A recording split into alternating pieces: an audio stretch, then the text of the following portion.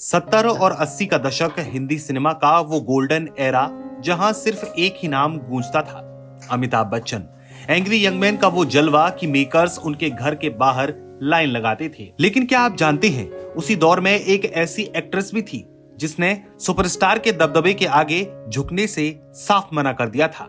जी हाँ, हम बात कर रहे हैं बेबाक और खूबसूरत एक्ट्रेस मौसमी चटर्जी की। मौसमी और अमिताभ ने बेनाम और मंजिल जैसी कई हिट फिल्में दी, लेकिन एक फिल्म ऐसी भी थी जिससे मौसमी को रातों रात बाहर कर दिया गया, और वजह थी ट्विनी की कमी। किस्सा है फिल्म बरसात की एक रात का।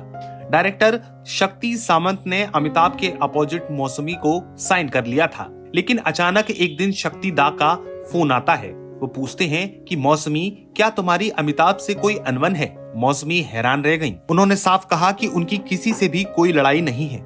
तब उन्हें बताया गया कि कुछ हीरो कहते हैं कि तुम्हारे साथ ट्विनिंग सही नहीं बैठती है। अब यहाँ समझने वाली बात यह है कि मौसमी कोई कच्ची खिलाड़ी नहीं थी।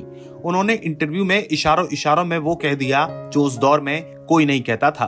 उन्होंने कहा, ट्विनिंग का मतलब यहाँ सिर्फ प्रोफेशनल तालमेल नहीं था, बल्कि कुछ और ही था।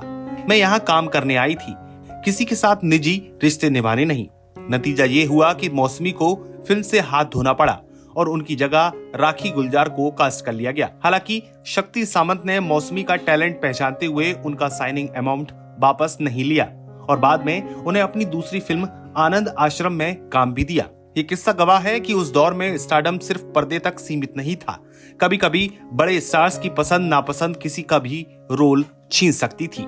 क्या आपको लगता है कि कास्टिंग में पर्सनल ट्यूनिंग का होना जरूरी है, या फिर सिर्फ टैलेंट ही सब कुछ होता है? अपनी राय हमें कमेंट में जरूर बताइए, और ऐसे ही अनसुने बॉलीवुड किस्सों के लिए हमारे चैनल को सब्सक्राइब कीजिए और वीडियो को लाइक कीजिए।